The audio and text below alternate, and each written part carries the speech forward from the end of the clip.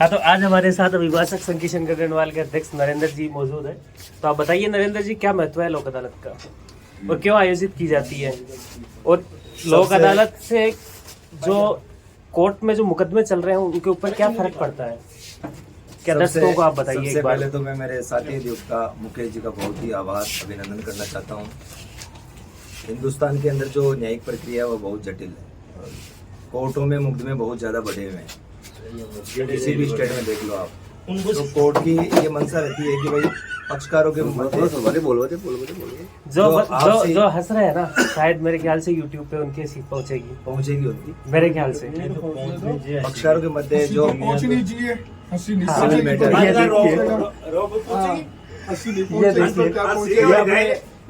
सरवण जी है कुमाऊं, बीच में थोड़ा सा रोक रहे हैं, दर्शकों तक सही बात नहीं पहुंच रही है।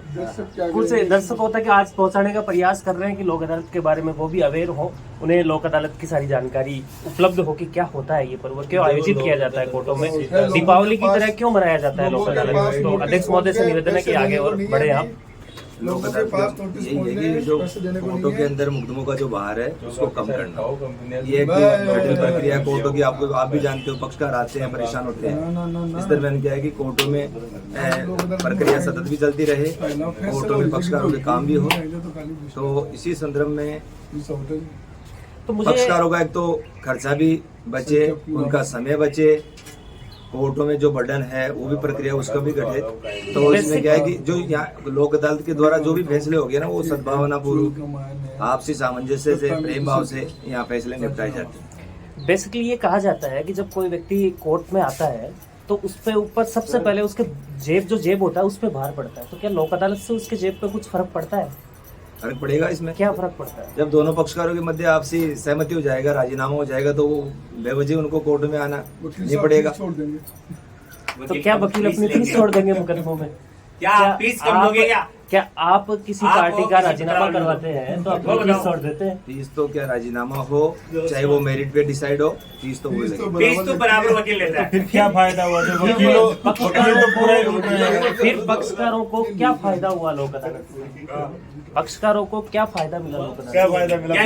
पक्षकारों को लोक अदालत से यही फायदा मिला कि उनका समय बच रहा है। एक तो समय बच रहा है, अनावश्यक मेरी बात, उनकी लंबी जो प्रक्रिया है कोर्ट की उससे निजात मिल रही है। वो अपना बहुमूल्य समय है वो अन्य किसी दूसरे काम में देंगे, तो उसको वहाँ से उनको आना जो अपडेट अच्छा मिलेगा उनको वहाँ से मिलेगी। तो हमने जाना लोक अदालत से क्या फायदे मिलते हैं। इसके साथ साथ अभी हम चर्चा करेंगे। अमित जी के पास हम पहुंचे हैं, साथी अधिवक्ता है, सीनियर अधिवक्ता आप मान सकते हैं। तो अमित जी आप बताइए एक बार, लोक अदालत से क्या फर्क पड़ता है पक्षकारों पे और वकील पे? अपलोड करना है, बिल्कुल आएगा, अपलोड होगा। अब आप सोच के बताइए। मैं लोगों तक पहुंचाना चाह रहा हूँ ब्लॉग के माध्यम से कि वो जाने कि लोगों को होती क्या है। बहुत अच्छी योजना है। क्या है चीज, क्यों दीपावली की तरह कोर्टों में ये पर्व मनाया जा रहा है, क्या वजह है? ये वजह यही है कि लोगों के प्रकरण समय पे निस्तारित हो जाएं और आपसी जो पक्षकार है उनमें आपस में सौहार्द और प्रेम बना रहे, और जो समय की जो उनका समय है वो समय न्यायालय की प्रक्रियाओं का चक्कर काटने में इससे उनको निजात मिले, यही फायदा है। जैसे कि अमित जी ने भी बताया कि पक्षकार है उनको न्यायालय में चक्कर नहीं काटने पड़ेंगे। जैसे कि कोई मामला है कोर्ट में आया, दो पक्षकार होते हैं उसमें, वादी और प्रतिवादी। दोनों पक्षकारों के बीच में कोर्ट के द्वारा और वकील के द्वारा एक भूमिका निभाई जाती है और राजीनामा का प्रयास किया जाता है। राजीनामा जब हो जाता है तो लोक अदालत की क्या भावना है कि लोगों के लिए अदालत है। लोक अदालत का सारांश भी यही है। तो उसका मतलब ये हुआ कि कोई वाद विवाद चल रहा है, उनको बैठ के डिस्प्यूट को सॉल्यूशन करा दिया जाए।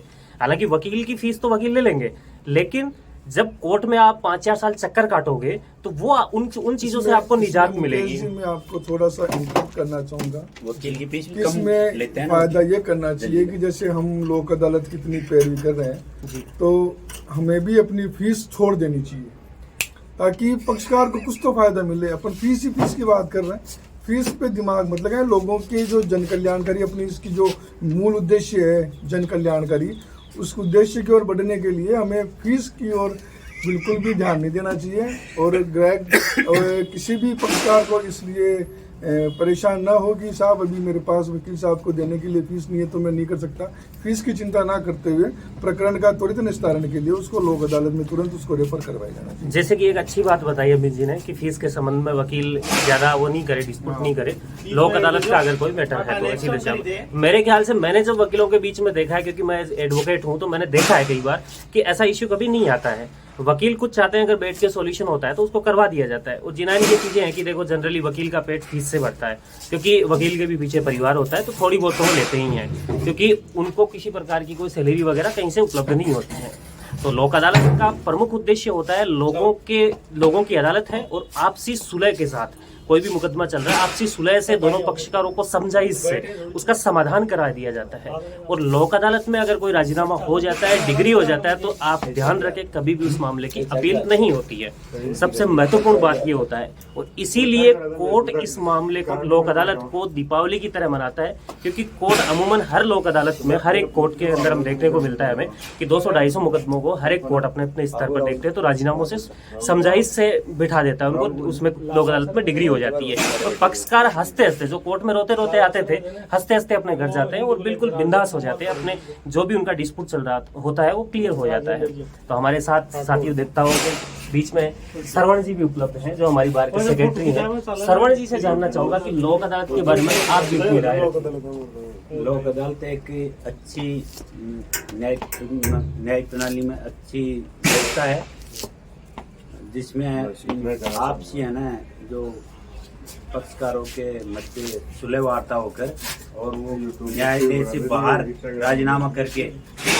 यहाँ अपने लोक अदालत में आकर और राजीनामा तस्दीक करा लेते हैं, जिससे किसी पे वो समय का बचाव और किसी पे दाव वगैरह दबाव वगैरह नहीं रहता है। और यहाँ ना जो, लेकिन मैं ये कहना चाहूँगा कि जो भी पक्षकार है जिसमें राजीनामा होना है, तो जो वकील जिस पीस में भी उनको रिबेट देनी चाहिए पार्टी को। रिबेट वाली बात तो क्योंकि जब वो पीस में रिबेट नहीं मिलती है, रिबेट देते हैं वकील लोगों को रिबेट देनी चाहिए उनको। जब 5 साल में जो केस चलेगा वो 1 साल में विस्तार हो रहा है, बिल्कुल कब लेंगे? साथी अधिवक्ता नरेंद्र जी नहीं देते होंगे, इसमें मैं कुछ बात जोड़ना चाहूंगा कि सबसे पहले तो हमें ये ध्यान रखना है कि भाई किन किन प्रकरणों का लोक अदालत में निस्तारण किया जा सकता है।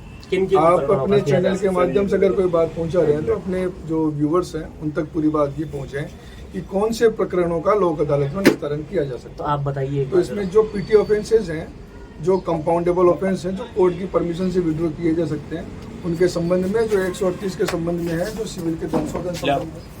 अभी अमित जी ने बताया पीटी ऑफेंस यानी छोटे ऑफेंस, और ऐसे ऑफेंस कंपाउंडेबल जो राजीनामा योग्य ऑफेंस हो, जो फौजदारी मामले हो सकते हैं, और सिविल प्रकृति का कोई भी ऑफेंस जो राजीनामा से लोक अदालत में डिसाइड किया जा सकता है। आगे अभी चर्चा करते हैं, एक बार कोर्ट में जाके आते हैं। देखिए, सिविल प्रकृति में तो किसी भी कैटेगरी का मामला आ सकता है जो राजीनामे से दोनों पक्षकारों के आपसी सहमति से लोक अदालत में नियत करके उसमें राजीनामे से फैसला करवाया जा सकता है। उम्मीद करते हैं आज के इस व्लॉग में आप लोगों को बहुत कुछ सीखने को मिला होगा। आज का व्लॉग सुबह जब मॉर्निंग में मैं कोर्ट की ओर जा रहा था, आज वैसे कोर्ट की छुट्टी है, लोक अदालत थी, तो उस समय मन में आया कि क्यों न व्लॉग के माध्यम से आम जन तक ये बात पहुंचाई जाए कि लोक अदालत होती क्या है। तो उसी वजह से जब मुझे याद आ गया इस संबंध में, तो फिर मैंने वीडियो बनाना उचित समझा। और साथी अधिवक्ता सब लोग बैठे ही थे एक जगह, तो फिर सोचा कि क्यों ना इस मौके का फ़ायदा उठाया जाए। फिर ये फ़ायदा आप लोगों तक पहुँचाने के लिए फ़ायदा उठा लिया गया उन सभी लोगों का। और मेरे ख्याल से आप लोग इस विषय पर, लोक अदालत के बारे में आज इस व्लॉग के माध्यम से बहुत कुछ जानने में सफल भी रहे होंगे। अभी के लिए बाय बाय, मिलते हैं नेक्स्ट व्लॉग में।